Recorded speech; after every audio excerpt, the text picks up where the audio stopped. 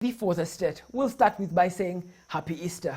The Lord is risen, and so is the critique of media. It is also risen with this show. My name is Raymond Mujini, and I welcome you to this week's edition of The Fourth Estate.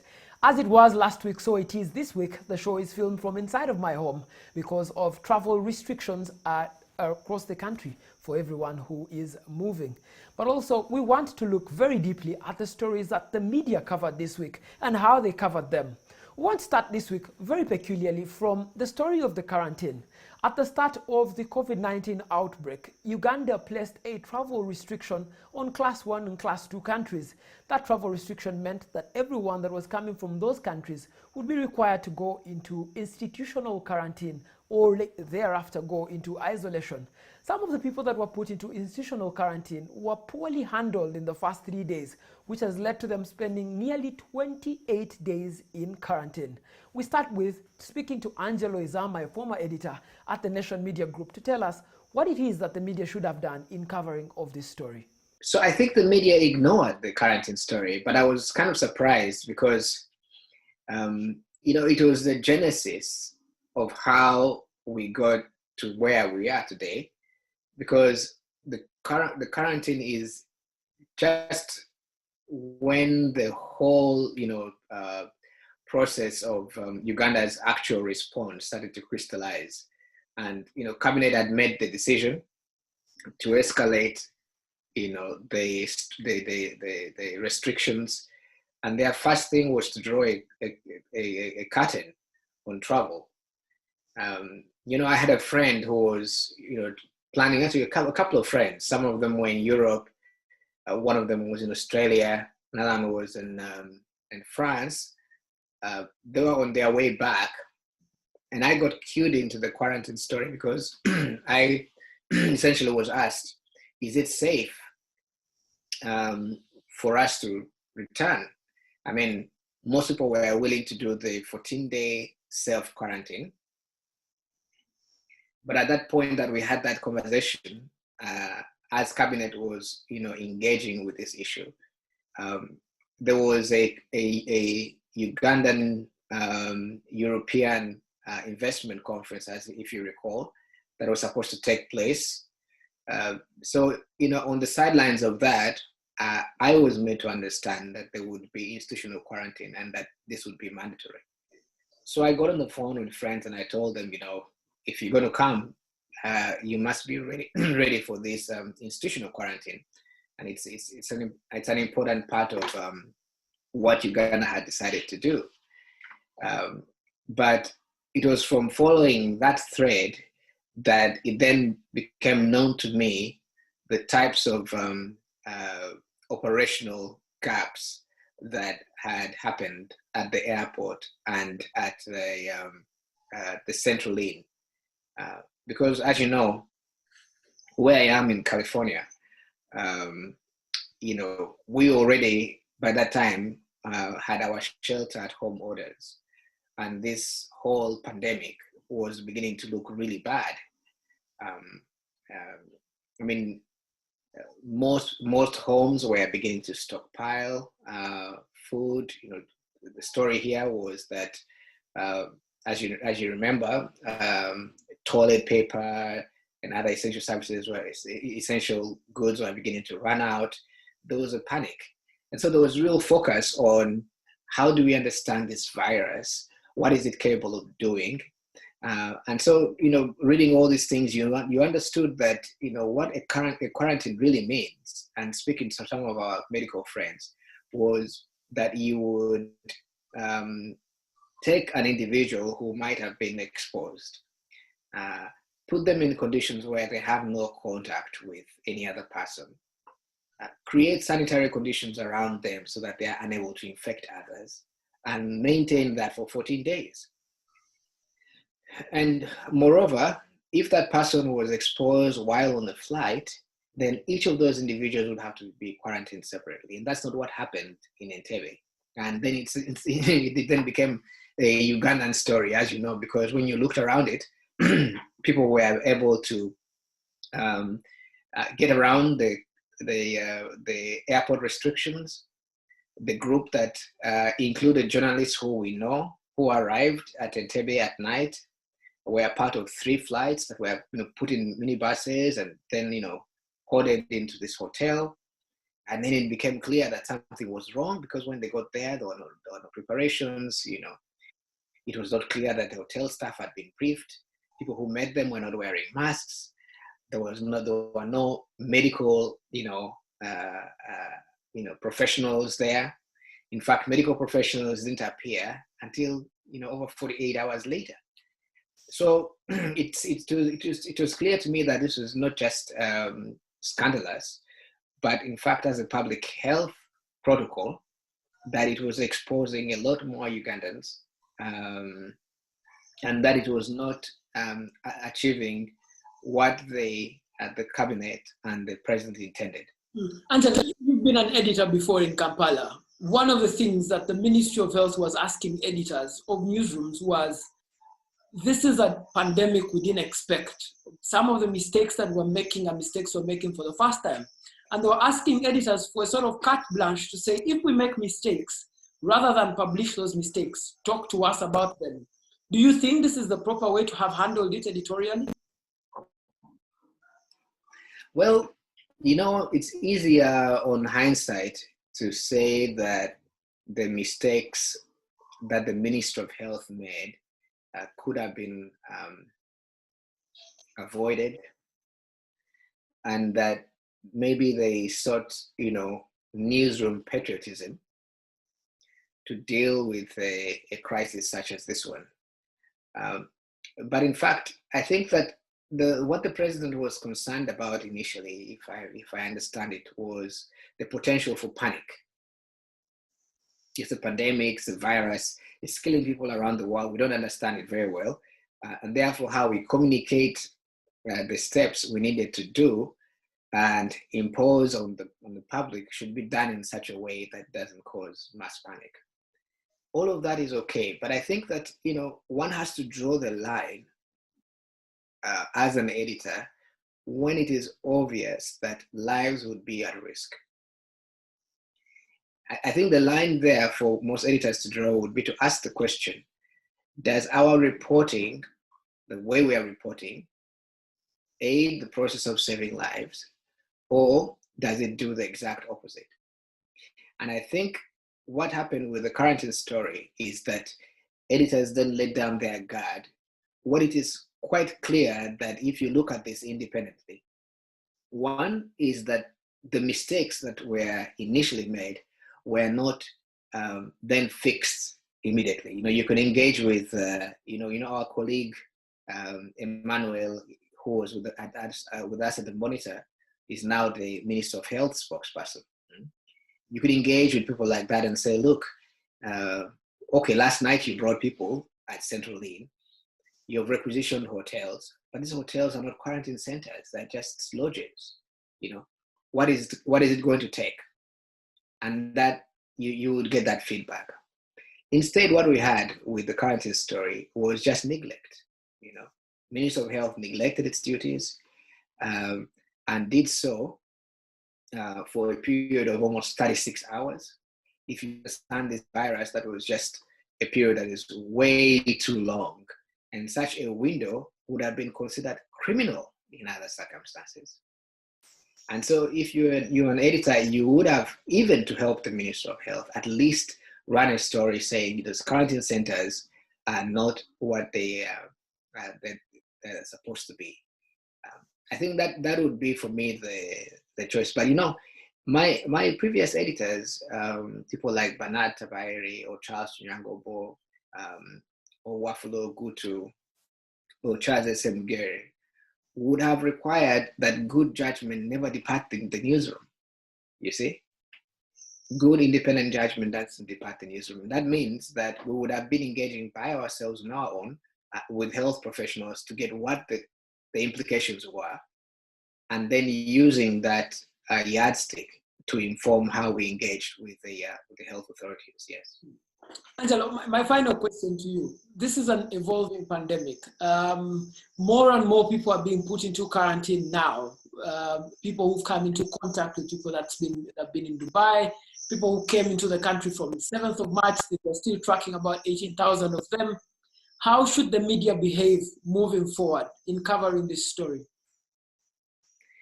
Well, I think that first of all, the media should inform itself and do so aggressively.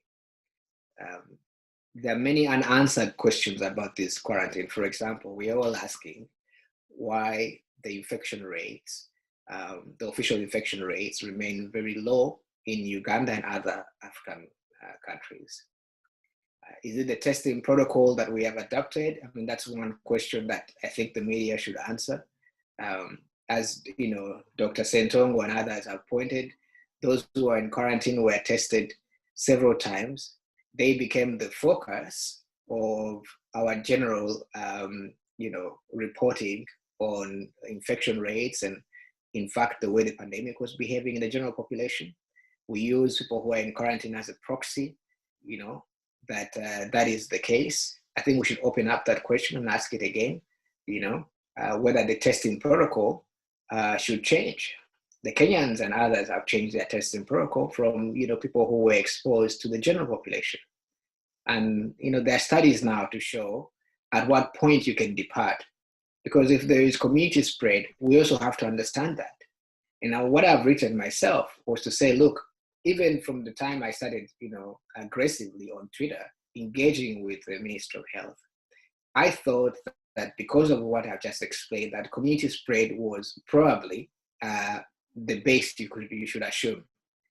And that, in my view, and I'm not a medical professional, I suspect that in the weeks and months to come, that Uganda's saving grace would be this huge youth population that acts like a wetland, if you know what I mean, that sieves off the worst aspects of the pandemic and creates the immunity that is protecting us. But that also has to be arrived at scientifically. But also, I think independently, we also have to ask if in fact the virus is out there in the community, how is it behaving? And lastly, we have to be patient with the authorities as these questions become apparent, because you're dealing with a pandemic, with a virus. Some of these things will be difficult to hide, no matter what. So that narrative that we shape must be informed by the country's priorities, but also must be informed by good and in many cases independent information that can help newsrooms. For nearly 10 years, funding and structuring to health journalism all across the globe has been on the decline. Many newsrooms have opted to go for politics, which delivers both viewers and numbers and audiences. When the coronavirus came to bite, it was time to go back and revisit those places where they had abandoned funding too. And many health journalists who had been working away from the news were now finally at the forefront of reporting for many newsrooms. This week, we talked to some of the journalists who have been health journalists in Uganda for over that period of time, and they give us their own experience covering the COVID-19 pandemic. Uganda has also announced its first case of COVID-19 after a 36-year-old Ugandan male jetted into the country from Dubai on Saturday night. It was like, watching a horror movie and you're seeing all these scary things on TV, and then when you switch off the light as you go to your bed, you hear the knock on your window. Ta-ta. Uganda has confirmed her first case of coronavirus disease, COVID-19. That's how it feels, as in that's a feeling. Because initially we were talking about COVID-19 as a Chinese thing, because that's where it originated. And slowly it kept on moving to other countries. And when they announced the first case, it was a press conference at midnight, past midnight actually. The confirmed case is a 36-year-old Ugandan male who arrived from Dubai today morning, Saturday 21st March, at 2 a.m. aboard Ethiopian Airlines. Many of us are very young journalists, and we hadn't seen anything like this. We'd only read about it in books and, from people who'd seen it before, the professors we always interact with.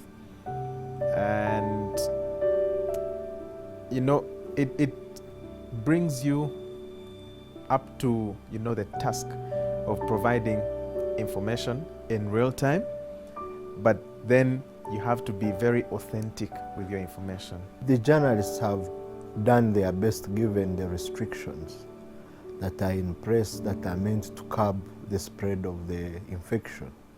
So working in a mini lockdown, and you have to find the doctors, you have to find the scientists, I think they are doing very well. And this time round, media houses like the Nation Media Group have been so accurate.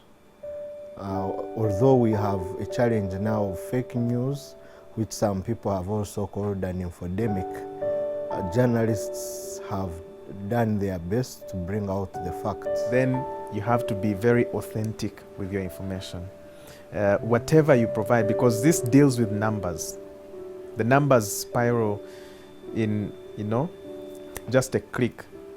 You click on your computer this time, it will be 5. The next click in probably the next 1 hour, it could be 20 or even 50.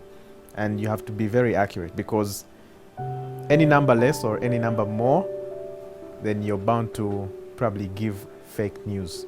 And you don't want to be the journalist that is associated with fake news. I would wish to see figures being interrogated, and also the science. The science, for instance, behind the coronavirus. What happens if it gets into the body? That kind of science, no one has explained it. Like also getting out of your way, and you try to get, for instance, a video of how a treatment center looks like. I think some journalists have been a bit laid back to pull that master stroke. You know, initially, because COVID is a new disease, like I said, we were reading, you know, information as and when it was coming in and trying to understand what, you know, COVID-19 is. Of course, the pre-existing factors from, you know, other illnesses in a similar bracket of the coronaviruses just gives you a hint of what it may look like. But you know, when we started seeing the adverse effects of COVID-19, especially in China, then, you know, the threat was real closer to us. And you could actually feel it, that this is a big thing. If we're not ready, we'll probably go with it. There is a tendency of giving priority to politics. Politics and sometimes business and sometimes sports, but health journalism and also basically health and global health security comes first before the politics, before the business. Because if you see a pandemic like the coronavirus that has led almost a standstill in every way of life, that shows you that health journalism is a big deal. Where you find airports close, airlines halt all their activities. There is, across the world, every city now looks like a ghost city. And that is because of health journalism. There's a lot of pressure on health journalists, I would say, across all the newsrooms.